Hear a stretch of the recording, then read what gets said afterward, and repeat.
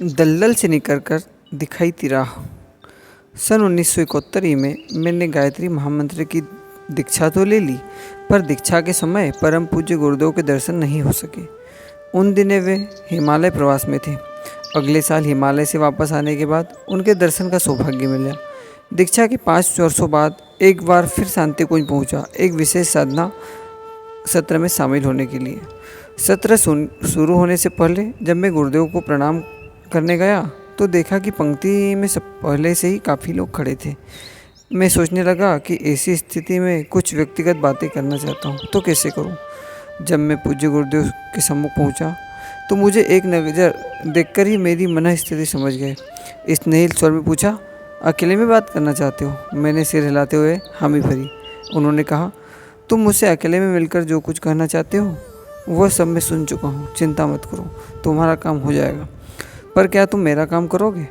खुशी के मारे कुछ बोल नहीं सका। मैंने उसी क्षण मन ही मन संकल्प लिया कि पूज्य गुरुदेव की आज्ञा का पालन जीवन भर करूँगा। तभी से मिशन का काम कर रहा हूँ। बात सन 1981 ई की है।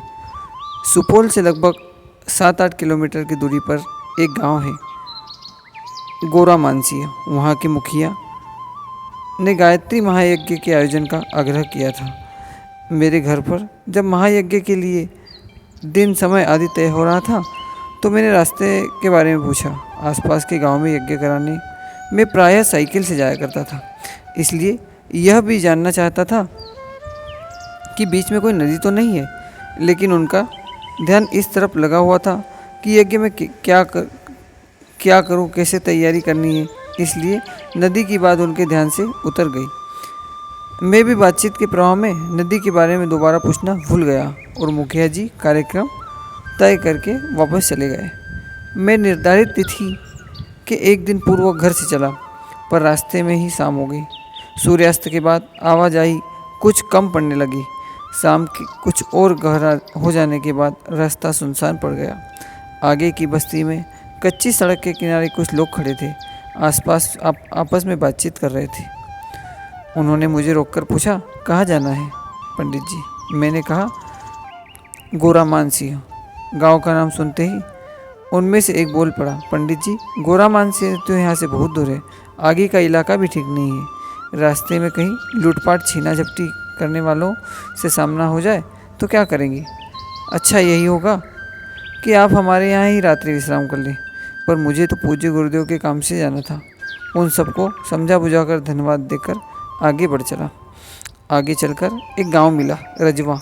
वहां पहुंचकर देखा सामने एक नदी है। नदी के किनारे पहुंचकर देखा एक नाव लगी है। मैं इधर उधर नज़र दौड़ाई। दाहिनी और थोड़ी ही दूरी पर घुटने भर की धोती पहने एक ग्रामीण खड़ा था। मैंने पास जाकर पूछा, यह नाव किसकी है? उसने कहा, नाव तो मेरी है। कही, क्या बात है? मैं बोला, भैया मुझे गोरमान से जाना है, तो क्या आप मुझे नदी के उस पार पहुंचा देंगे? उसने लापरवाही से जवाब दिया, इतने कम पानी में नाव नहीं चल पाएगी, उतर कर पार करना पड़ेगा। मैं गुरुदेव का नाम लेकर साइकिल के साथ ही नदी में उतर गया।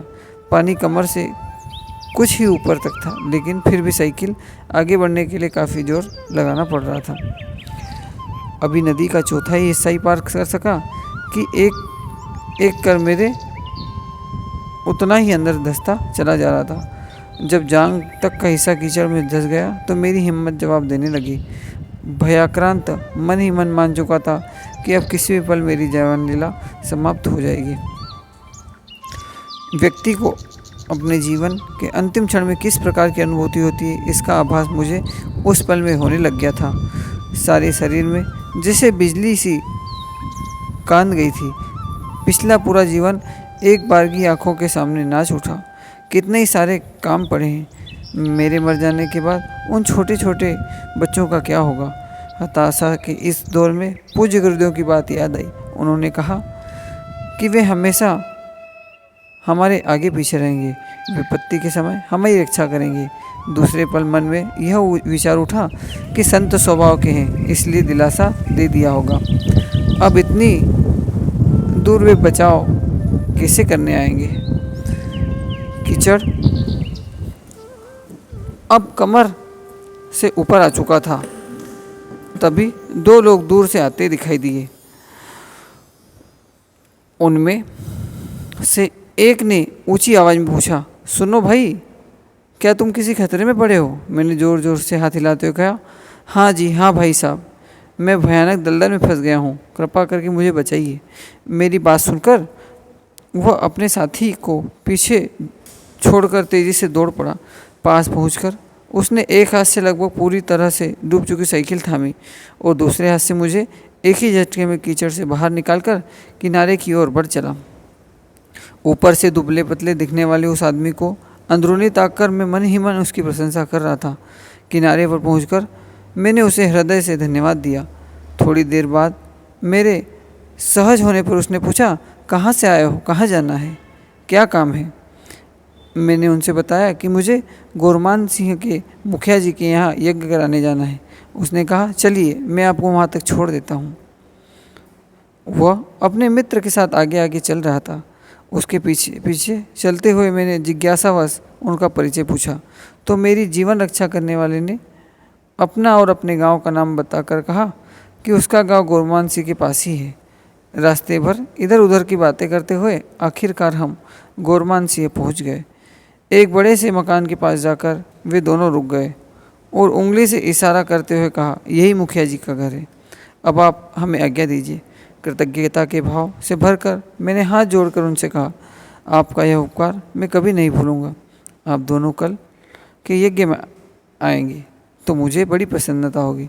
उन्होंने सहमति सूचक मुद्रा में गर्दन हिलाकर और कहा और वह आगे बढ़ चले। मैं मुखिया जी के घर की ओर बढ़ा। मुखिया जी अपने दालान पर बैठे मेरी ही राह देख रहे थे। मुझे देखते ही उन्होंने उठकर मेरा स्वागत करते हुए कहा, शाम से ही आपकी राह देख रहा था, रास्ते में कहीं कोई दिक्कत तो नहीं हुई? उनका इतना पूछना था कि मैं बोल पड़ा, मैं आज तो मरते मरते बचा हूँ मुखिया जी। मुखिया जी ने अचानक पूछा, क्यों? मैंने भयानक दलदल से उबरने का अपना सारा वृत्तांत एक ही सांस में कह सुनाया। मुझे बचाने वाले उस व्यक्ति का तथा उसके गांव का नाम सुनकर मुखिया जी चौंक पड़े। उन्होंने कहा, यहाँ न तो इस नाम का कोई गांव है और न आसपास के गांव में ऐसा कोई आदमी। मुखिया जी की इस बात पर भी घोर आश्चर्य हो रहा था कि उस व्यक्ति ने मेरी सारी बातचीत हिंदी में होती रही। जब मुखिया जी ने मुझे बताया आसपास के किसी भी गांव में एक भी व्यक्ति खड़ी बोली का जानकार नहीं है तो मेरे भी आश्चर्य का ठिकाना नहीं रहा। सोचने की मुद्रा में मेरी आंखें बंद हो गई। मुझे लगा कि सामने परम पूज्य गुरुदेव खड़े हैं, मंद मंद मुस्कुराते हुए कह रहे हैं, तुम जहाँ भी जाते हो मैं तुम्हारे आगे पीछे मौजूद रहता हूँ। आगे से अनजान राहों पर कुसमय में मत चला करना। भावलोक में विचरण करते हुए गुरुदेव की इस प्यारी भरी झिड़की से मेरी आंखें नम होती चली गई। प्रस्तुत चंद किशोर सिंह, आरा बगीचा, मुंगेर, बिहार। ओम शांति। इस तरह हम बच्चे जब कभी भी राह भटक जाते हैं, गुरुदेव अपना मार्गदर्शन लेकर हमारे सामने प्रत्यक्ष रूप से खड़े हो जाते हैं और सही रास्ता दिखाई देते हैं। ओम शांति।